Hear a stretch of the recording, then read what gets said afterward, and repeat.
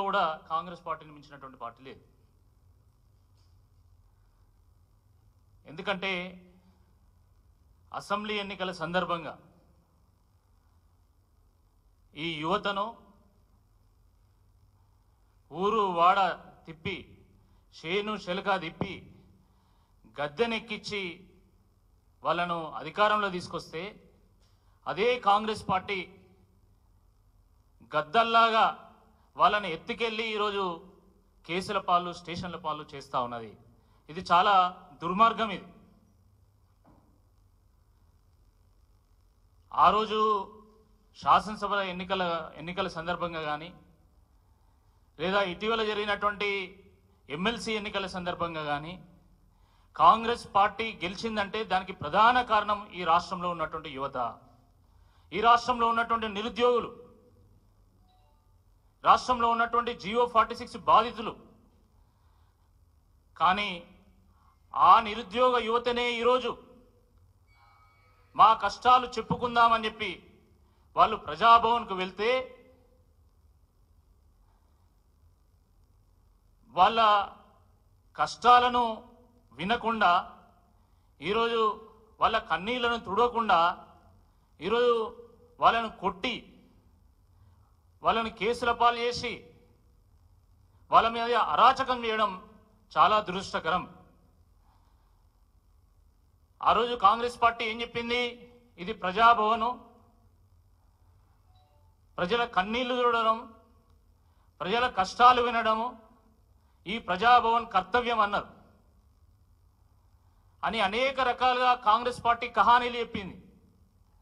కానీ దురదృష్టకరమైనటువంటి విషయం ఏంటంటే ఈరోజు మా కష్టాలు చెప్పుకుందామని వెళ్ళినటువంటి జియో 46 బాధితుల మీద ఈరోజు పిడిగుద్దులు గుద్ది అర్ధరాత్రి 1:30కు వాళ్ళను అరెస్టు చేసి వాళ్ళను ఒక్కో దగ్గర 10 మందిని 20 మందిని వదిలి దాని తర్వాత కొంతమందిని అరెస్ట్ చేసి తీసుకెళ్లడం జరిగింది.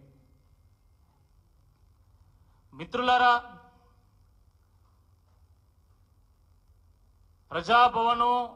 ప్రజాభవన్కు జియో 46 బాధితులు అనేక సందర్భాలుగా వెళ్ళిండ్రు. అనేక సందర్భాలుగా వాళ్ళ సమస్యలు చెప్పుకునేటువంటి ఒక ప్రయత్నం చేసిండ్రు. కానీ కనీసము కనికరం లేకుండా ఈరోజు వాళ్ళ మీద పిడుగుద్దులు ఉండడం చాలా దుర్మార్గం. అనేక మంది గాయాల పాలైన్లు. పాపం ఏ మీడియా కూడా అర్ధరాత్రి కాబట్టి క్యాప్చర్ చేసుకునేటువంటి అవకాశం లేకుండా పోయింది.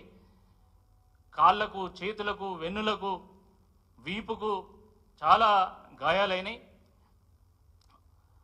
మమ్మల్ని ఇక్కడ నిరసన తెలుపనీయడం లేదని చెప్పి వాళ్ళు తెల్లవారు మళ్ళీ అమరవీరుల స్తూపం దగ్గర, అమరజ్యోతి దగ్గర వెళ్ళి అక్కడైనా మా గోస అమరులకైనా చెప్పుకుందామని వెళ్ళి అక్కడికి వెళ్ళి దీక్ష చేస్తూ ఉంటే మళ్ళీ నిన్న ఉదయం 10:30కు వాళ్ళని అరెస్ట్ చేసి వాళ్ళని తీసుకుపోయి బండ్లగూడ పోలీస్ స్టేషన్లో పెట్టడం జరిగింది. ఎంత దుర్మార్గం అంటే నిన్న ఉదయము వాళ్ళు నిరాహార దీక్ష ప్రారంభిస్తే నిన్న రాత్రి 11 గంటల వరకు వాళ్ళు మంచినీళ్ళు కూడా ముట్టలే.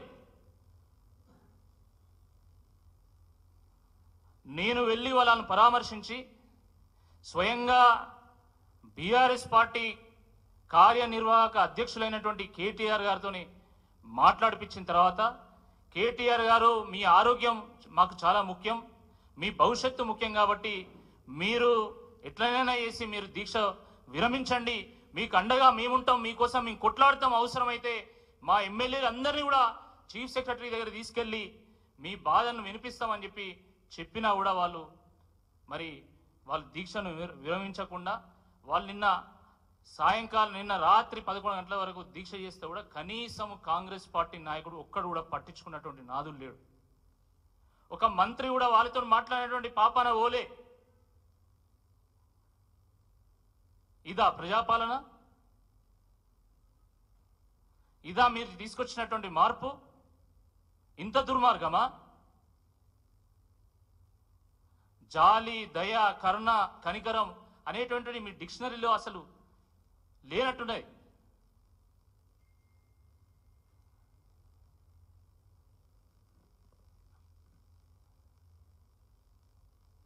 జియో 46 కేసు కోర్టులో ఉన్నది. కోర్టు ఇప్పటి వరకు 26 సార్లు ఈ కేసును వాయిదా వేసింది.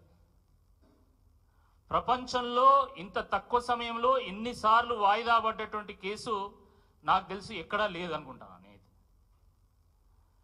అంటే ఇంత తక్కువ సమయంలో ఎన్నిసార్లు ఈ కేసును కోర్టు వాయిదా వేస్తున్నదంటే న్యాయమూర్తులకు వీళ్ళకు న్యాయం చేయాలనేటువంటి తపన ఎంత ఉన్నదో అర్థమైతా ఉన్నది.